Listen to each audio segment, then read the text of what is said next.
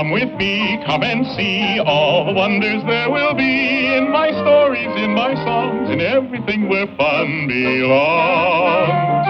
We'll meet heroes, giants bold, visit lands both hot and cold, have magic tricks to shiver your skin, flats galore with animals in our world of fun. Pied Piper House. Our tale today is about a little girl whose kind heart brought her a new friend and much happiness, but only after a lot of trouble. She lived in a hut with her old father, and very happy they were. But then the old man took himself a new wife, and suddenly the little girl found herself with a cruel stepmother who wouldn't even let her sit at the table for meals. This is all you're going to get. Now be off with you. Who is it? Who's there? Oh, you poor thing. You're hungry. In return for your kindness, I will do you a favor by warning you about your stepmother. She is the sister of a wicked witch. If she ever sends you to her sister, be on your guard. And sure enough, the very next day... Go at once to your aunt who lives in the forest and tell her I want to borrow a needle and thread. Here's some food. Now be off with you.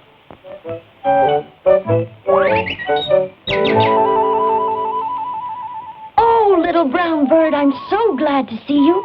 My stepmother has sent me to her sister, the witch. Just as I feared. Don't worry. Your kind heart will protect you. All the same, I would advise you to pick up whatever you find along your way. It may be useful.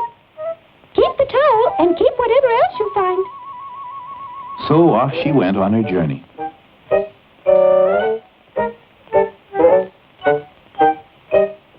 Perhaps I should take this bottle of oil. And here is some meat in case I get hungry. And see, some bread to go with it. And I expect someone will like this.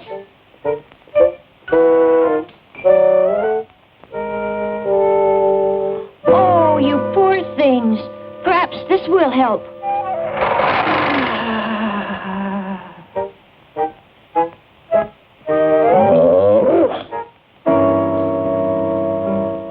How lucky that I picked up some good bread.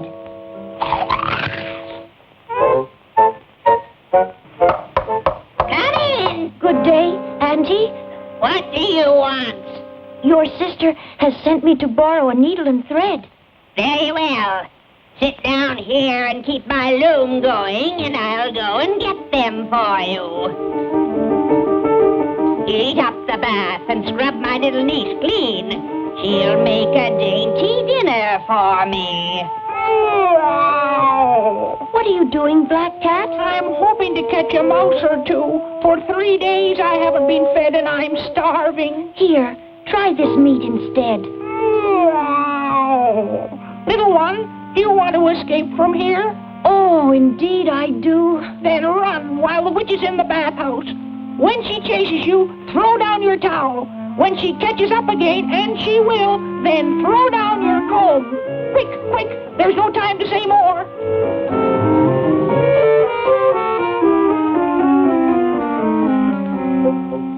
Are you weaving, little niece?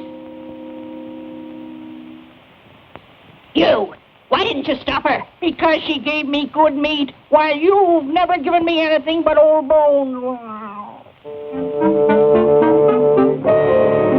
Why didn't you tear her to pieces?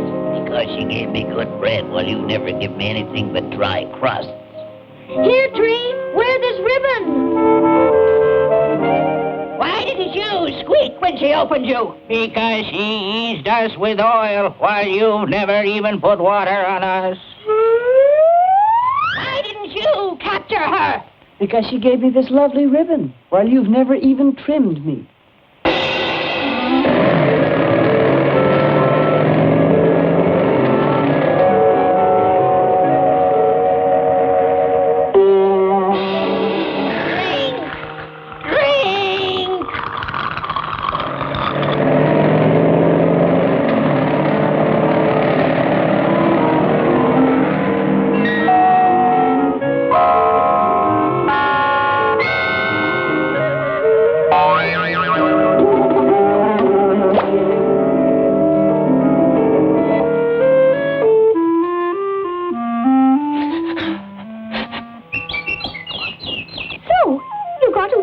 kind one. Now, run in and tell your father. Tell him all that has happened. And when the father heard that his new wife had sent his little girl off to be eaten by a witch, he recognized then that she too was a witch. Why, you! And he turned her out forever. And kind-hearted to the last, the little girl did not forget her friend, and the three of them lived happily together.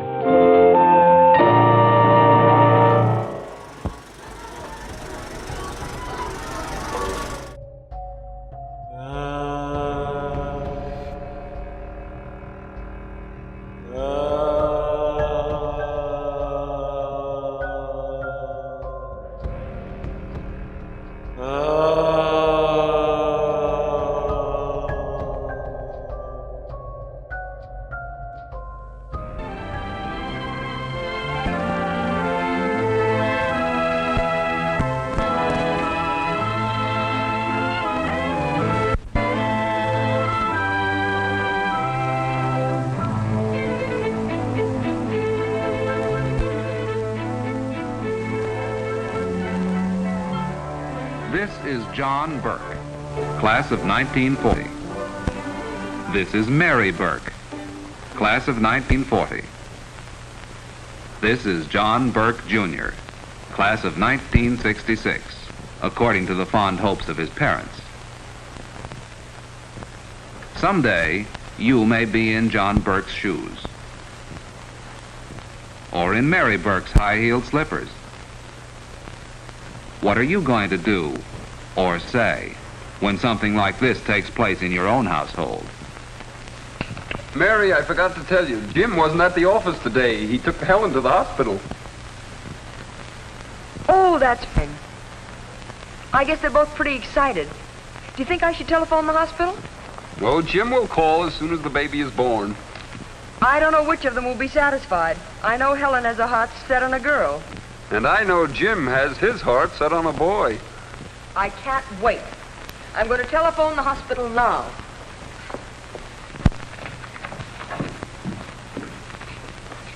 Dad, how can Aunt Helen and Uncle Jim have a baby if they don't know what they want?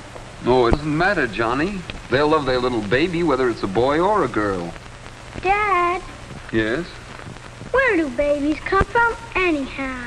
Why, mothers bring them into the world. But why do mothers bring them? Johnny, by the grace of heaven, mothers are the only ones who know how to bring babies into the world. That's right, Dad. Mothers do bring babies into the world. But sooner than you may think now, your child will be old enough for a full explanation. So let's brush up on it, you and I, and together review the human reproductive system. A model will help you review the fundamentals. The female sex organs, as seen from outside, consist of several folds of skin or tissue called the labia or lips. These labia cover the urethra through which urine is passed and the entrance to the vagina. Cutting through this model, these organs can be seen as they actually appear in vertical section through the midline. Here is the vagina. The vagina has a moist lining called the mucous membrane. Its walls lie in folds, which can be easily stretched. A membrane partly covers the entrance to the vagina. This is the hymen, or maidenhead. Its absence does not mean lack of virginity, since it may be accidentally broken during childhood. The uterus, shown here in a front view, is a small pear-shaped organ, normally only about half the size of a fist. Below it is the vagina. And connected to it at the top are two tubes, the fallopian tubes, and the two ovaries.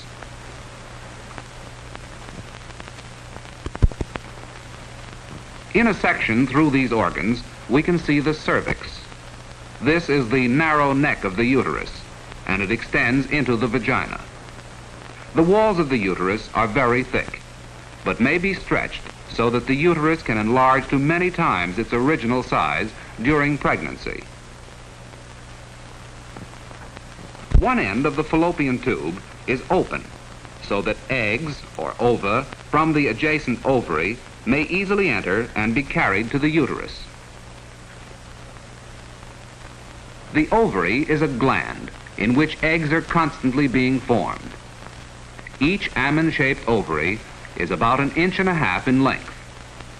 Besides producing eggs, these glands secrete fluids into the blood which are responsible for the development of female characteristics in other parts of the body, such as breasts, hair, and skin. But from puberty on, the primary function of the ovaries is the production of eggs. In a closer view, we can watch the development of an egg.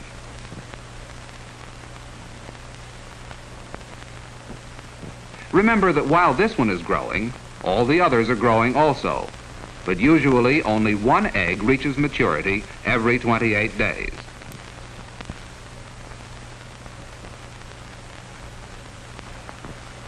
After reaching full development, it breaks through the ovarian wall and passes into the fallopian tube. This breaking through of the egg is called ovulation.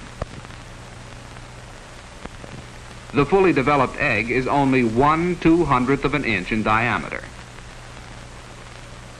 When mature, each egg is capable, if fertilized, of developing into a baby.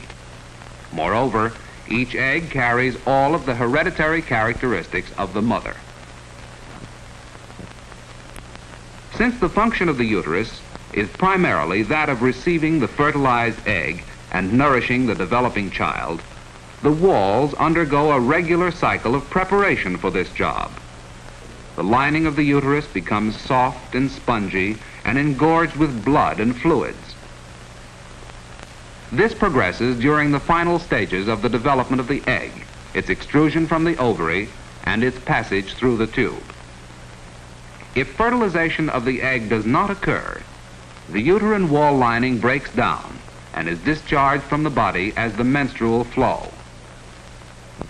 If we call this onset of menstruation the first day of the menstrual cycle, we can watch the various elements as they recur during each 28-day period. After the menstrual flow stops, about the 4th day, the uterine lining begins to build up again. Meanwhile, eggs are being formed in the ovaries. In the normal cycle, ovulation occurs about the 14th day, and an egg is extruded into the fallopian tube. It starts its slow passage toward the uterus, but if not fertilized, it dissolves away or disappears in the tube. After the 28th day, menstruation occurs again, and the cycle is repeated.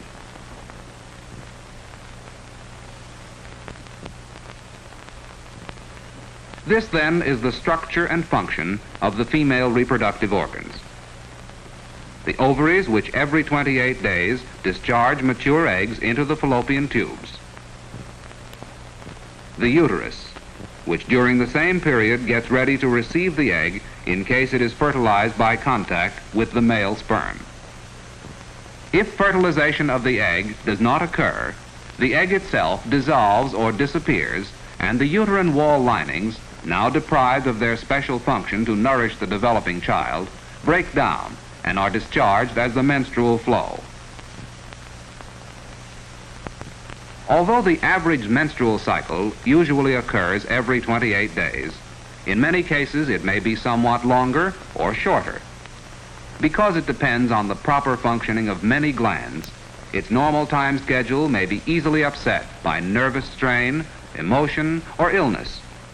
The process is regularly repeated, however, every 28 days, unless fertilization of the egg occurs and pregnancy begins. These are the facts of the female reproductive system. This is the information which you, Dad, should clearly understand before you can pass on correct knowledge to your child when he is old enough to understand. Daddy, Yes? why do babies have fathers? Oh, there wouldn't be any babies without fathers. But why? Well, your child is inquisitive. One day you'll have to tell him why babies do have fathers, And that brings us to the next chapter in our review of the story of reproduction, the structure and function of the male reproductive organs. The external male reproductive organs, as shown in this drawing, consist of the penis and the scrotum. The scrotum contains the testicles. In a section view, we can see that the penis and testicles are connected by a long tube. This is the urethral canal. It extends from the penis back past the prostate gland and seminal vesicles to join the tube leading from the testicles. In this same diagram, we can see also the bladder, which empties into the urethral canal. The testicles in men correspond to the ovaries in women, because they both are glands in which the reproductive elements are formed. If we examine a section of the testicle, we find that it is composed of small compartments filled with two kinds of cells. One kind produces an internal secretion which is carried in the blood and results in the development of male characteristics, such as skin, beard, voice, and body structure. The second, or lining cells, are constantly being changed into spermatozoa.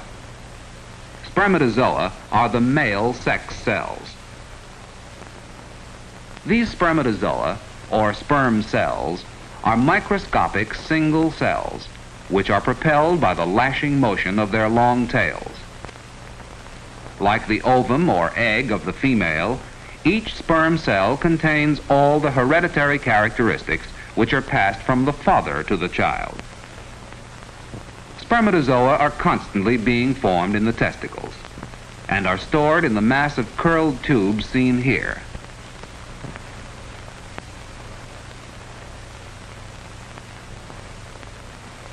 If not emptied during sexual intercourse, they are periodically emptied during sleep in nocturnal emissions or wet dreams.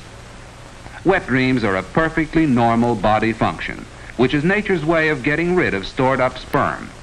Therefore, the common belief that intercourse or masturbation are necessary to relieve the pressure of stored up sperm is absolutely not true.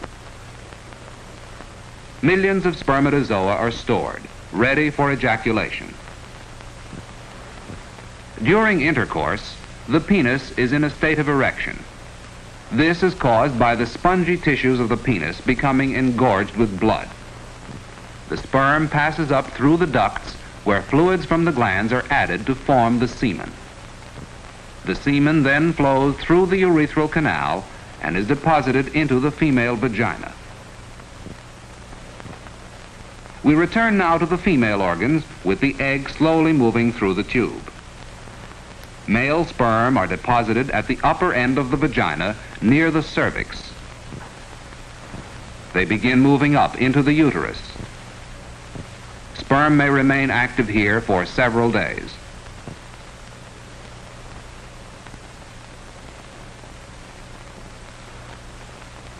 The sperm move into the tubes and approach the egg. In this diagram, both the egg and the spermatozoa are greatly enlarged in proportion to the size of the organs shown. Normally, fertilization takes place while the egg is in the tube. Here we can see this fertilization in closer view. After one spermatozoan enters the egg, no others enter. The tail drops off. The nuclei of sperm and egg merge and the development begins. The fertilized egg develops by first splitting into 2, then into 4, 8, and so on. From this fusion of a single egg and a single spermatozoan, the child develops. These early divisions take place while the fertilized egg is still moving through the tube. As you may recall, the uterine wall has, during this part of the menstrual cycle, been preparing to receive this egg. The wall is rich with blood and lymph from which the growing organism will draw its nourishment. Nesting of the egg against the uterine wall brings about many glandular actions. These first cause a cessation of menstruation, and then, during the course of the egg's development into a baby, produce the many secondary physical and physiological characteristics of pregnancy. After the first 2 weeks, this fertilized egg enters the embryo stage. The embryo itself lies along the inner margin of the yolk sac and is in turn connected by a stalk to the membrane through which food will be absorbed. At this time, the embryo is still almost microscopic in size, but the largest portion is the yolk sac, which provides early nourishment. The development of the embryo is an interesting and highly complex process. During the first 4 weeks, the embryo increases rapidly in size. The yolk sac becomes progressively smaller as it is absorbed, but the mechanism for feeding from the mother has in the meantime been developed. At the 4th week, buds have appeared where the limbs will develop, and the embryo has now taken definite form. During the next month, the limbs assume more specific shape, and the head becomes large as the brain develops. The fetus, as it is now called, resembles most other mammals at a similar stage of growth. During the 3rd and 4th months, the fetus develops all the human facial characteristics, the fingers and toes, and the external sex organs. At the end of the 4th month, the fetus averages about 6 inches in length, and its heartbeat may be heard for the first time. Development from this point on is that of extensive growth and refinement of individual organs and tissues.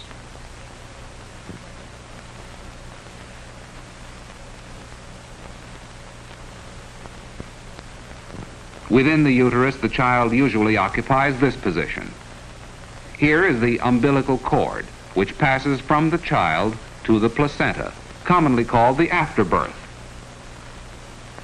It is through this cord and placenta that nourishment is carried to the growing fetus from the 1st month to the day of its birth. In a closer view of this mechanism, we see that no direct connection exists between the circulatory system of the mother and that of the child. Food is carried in the mother's blood to the uterine wall. The placenta carries the bloodstream of the child to close contact with the uterine wall. By osmosis, food is carried across the spongy tissue from the mother to the child, while wastes from the child are similarly passed across to the bloodstream of the mother. This is the only contact between mother and child. There is no common bloodstream as is frequently thought. As a matter of fact, all of the child's blood was formed within its own developing body. At full term, 9 months, the child has reached an average length of about 18 inches and an average weight of about 6 to 8 pounds. At this stage, the child is a completely developed living organism. The better you understand all of these facts, the better you will be prepared to discharge one of the greatest responsibilities of parenthood, the intelligent education of your child to the facts of human reproduction. Daddy, why did Aunt Helen have to go to the hospital to have a baby? Well, today most babies are born in hospitals. Are they sick when they're born? No, but mothers, in bringing babies into the world, need careful attention, and the hospital is the best place for that. Right, Dad. But you also know that an expectant mother requires medical attention from the very beginning of pregnancy, because from this time on, marked physical changes take place in her body. Here we see first the normal female figure, showing the uterus and vagina. As pregnancy continues, the uterus becomes more distended, with corresponding changes in body contour. The stomach, intestines, liver, and other organs are pushed out of normal position. Posture is changed. You can also see the enlargement of the breasts in preparation for feeding the infant. Yet, as marked as these physical changes appear, they are only temporary. Shortly after childbirth, most of them will disappear. Here, in a closer view, we see the fully developed child just before birth, in the usual position for delivery. Here is the uterus greatly extended, the cervix still unopened, the vagina, and the pelvic girdle formed by the hip bones through which the child will pass. All but the pelvic girdle are tissues which can easily stretch. During previous examinations, the physician has informed himself of the position of the child and the size of the pelvis. And now he awaits the expected body action. This begins with rhythmic contractions of the uterus. These contractions start at long intervals, but gradually become frequent. The greatest contractions occur at the upper end of the uterus, so that the pressure is directed toward the cervix. As the contractions become even more frequent, the cervix opens.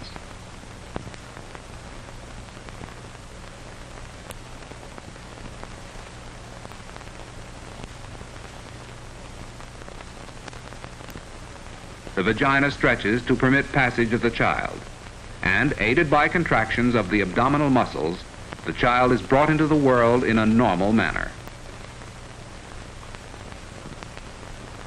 This, then, is the story of reproduction, a story which any parent should fully understand, not only to ensure the arrival of a healthy child, but also to cope with the sensitive minds of children, your children, throughout successive stages in their constant search for knowledge. On your answers may well depend the physical and emotional health of future generations. I just phoned the hospital. They've had twin boys. Twins, eh? Well, poor Jim. What do you mean, poor Jim? I'm just thinking of all the questions he's going to have to answer.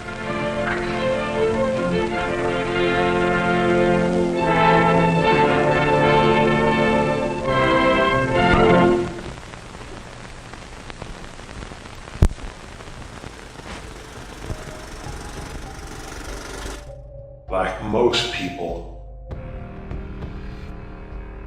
99%, from what I hear, Bob has to work for a living.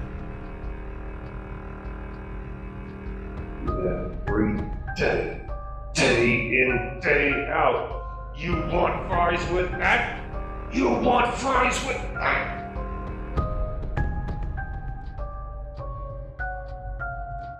And I'm not worth $15 an hour.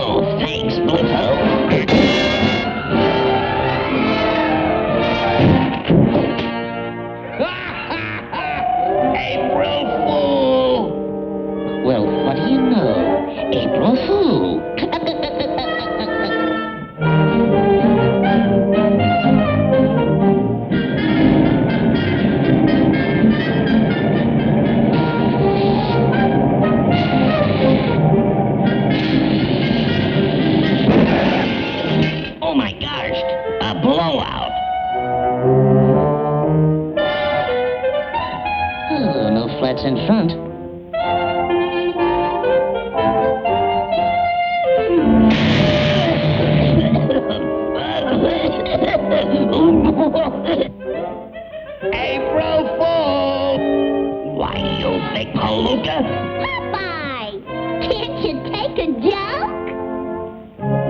I'll set the table Olive. Okay, Olive. I'll chop some wood for you, Olive. Why, that no-good runt.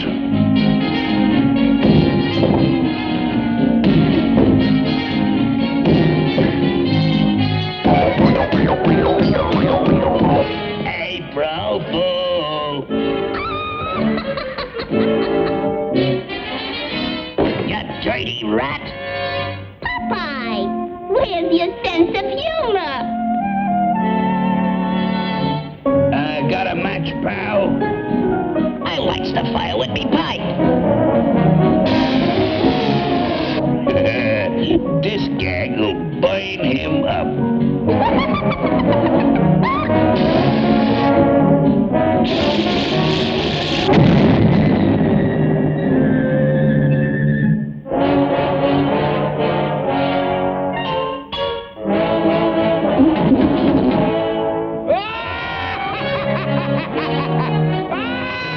Why, April Fool!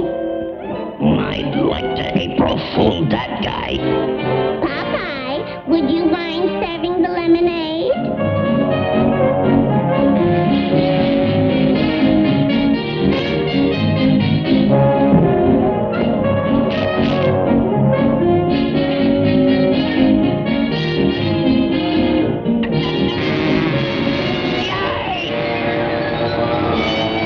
April Fool!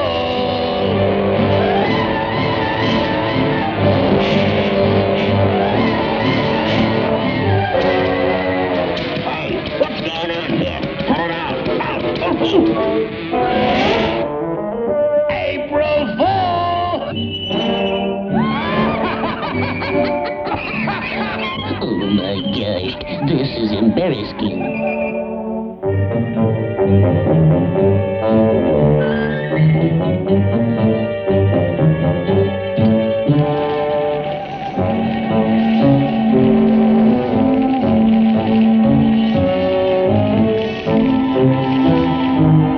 Hey, Popeye, come and get it.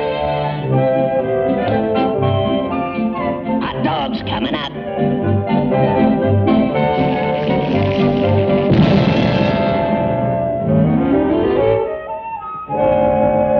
Olive, well, what happened? Huh? Explosive hot dog. You and your April Fool jokes. I don't think that's funny.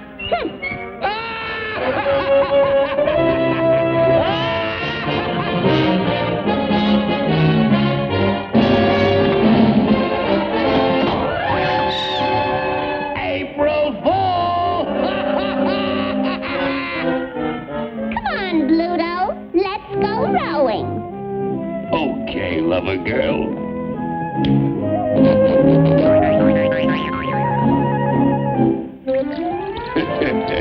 That Popeye sure is a sucker for an April Fool gag.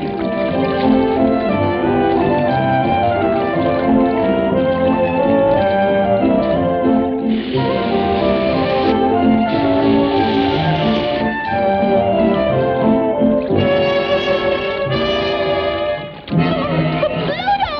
Look! A sea monster!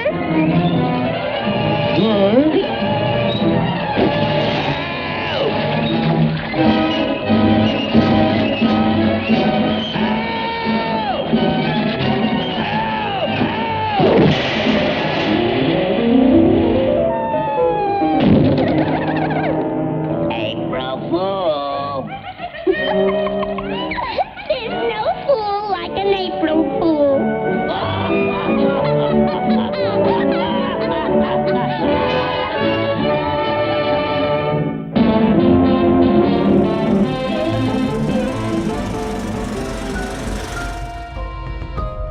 I was just walking down the street, just having a thing, when a snake of a guy gave me an evil wig. He took me up, he took me by surprise.